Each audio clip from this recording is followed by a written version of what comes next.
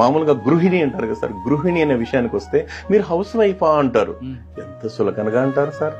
అదే house wife అనే విషయానికి వచ్చినప్పుడు ఆ మహాతల్లి ఉదయం నిద్ర లేచింది మొదలుకొని సార్ తెల్లారు అంటే సూర్యుడు ఉదయించక ముందే నిద్ర లేచి ఆ తర్వాత ఆ ఇంటి పనులన్నీ చక్కదిద్దుకుని తను తింటుందో తినలేదో బిడ్డలు క్యారియర్ కట్టేయడం, వాళ్ళకి మంచిర్లు చూడడం, స్కూల్కి పంపడం, మళ్ళీ ఇంటి పనులు చూసుకోవడం, మళ్ళీ మధ్యాహ్నం భోజన కార్యక్రమం, ఆ తర్వాత భర్త ఇంటికి వస్తే భోజనం పెట్టడం, మళ్ళీ సాయంత్రం మళ్ళీ పిల్లలు ఇంటికి చూసుకోవడం, మళ్ళీ ఈ ఇంట్లో ఉంటాయి కదా సార్ ఇంటి పనులు, ఇంటిల్లి పాది పనులు అంటే ఒకటేని కాదు సార్.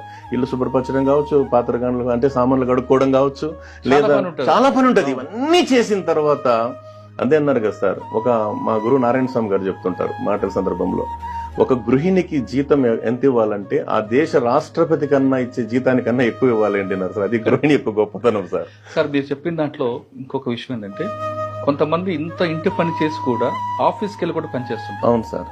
మీరు గృహిణి అన్నారు.